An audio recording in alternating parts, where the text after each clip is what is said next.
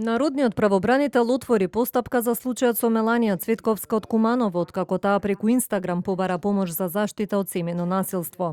По алармот дека семејството трпело насилство, а таткото бил одбиван за лекување во психијатриски установи, народниот правобранител ќе го разгледува постапувањето на институциите во случајов. Во одреден инспекцијски надзор во здравствените установи ќе прави и Министерството за здравство, од каде велат дека здравствениот инспекторат веќе постапува, а проверки се прават и од Министерството за внатрешни работи. Од страна на СВР Куманово во координација со основното јавно обвинителство ќе бидат превземени понатамошни мерки и активности. По јавната реакција на Меланија, низиниот татко сега е хоспитализиран во болницата во Демирхисар.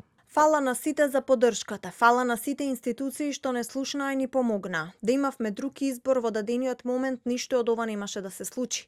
Мојата цел не беше да се оцрни мојот татко, ниту која било конкретна институција, туку само да бидеме слушнати, да му се помогне да добие соодветно лекување и да престанеме да живееме во страв. Овој случај повторно го отвори прашањето за институционалните пропусти во случаите на семејно насилство.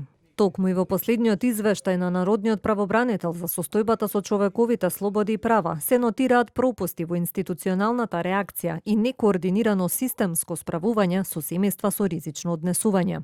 Истовремено народниот правобранител со години предупредува и на состојбата во психијатриските болници во земјава и неспособноста на државата да обезбеди пристојни услови и поголеми капацитети за лекување на лицата на кои им е потребна психијатриска помош.